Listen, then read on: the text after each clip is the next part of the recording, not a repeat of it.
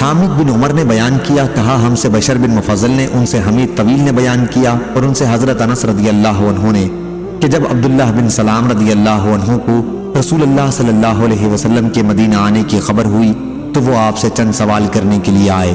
انہوں نے کہا کہ میں آپ سے 3 چیزوں کے متعلق پوچھوں گا جنہیں نبی صلی اللہ علیہ وسلم کے سوا اور کوئی نہیں جانتا۔ قیامت کی سب سے پہلی نشانی کیا ہوگی؟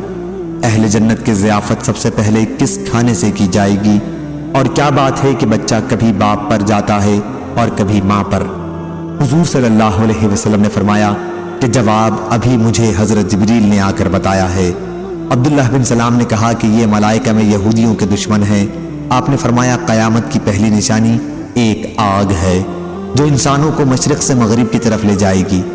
جس کھانے سے سب سے پہلے اہل جنت کی ضیافت ہوگی وہ مچھلی کی کلیجی کا بڑا ہوا ٹکڑا ہوگا جو نہایت لذیذ اور زود ہضم ہوتا ہے، اور بچہ باپ کی صورت پر اس وقت جاتا ہے جب عورت کے پانی پر مرد کا پانی غالب آ جائے، اور جب مرد کے پانی پر عورت کا پانی غالب آ جائے تو بچہ ماں پر جاتا ہے۔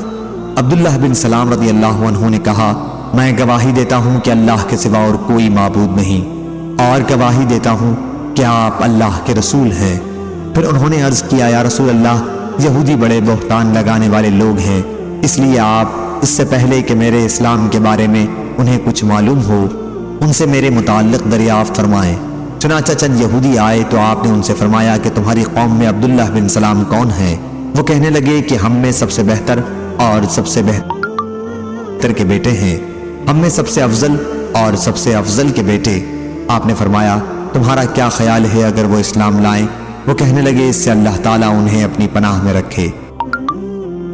حضور صلی اللہ علیہ وسلم نے دوبارہ ان سے یہی سوال کیا اور انہوں نے یہی جواب دیا۔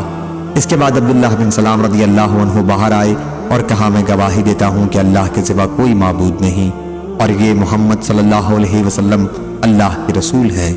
اب وہ کہنے لگے یہ تو ہم میں سب سے بدتر آدمی ہے اور سب سے بدتر باپ کا بیٹا ہے۔ فوراً ہی برائی شروع کر دی۔ حضرت عبداللہ بن سلام رضی اللہ عنہ نے عرض کیا یا رسول اللہ صلی اللہ علیہ وسلم اسی کا مجھے ڈر تھا۔ صحیح بخاری حدیث نمبر 3938۔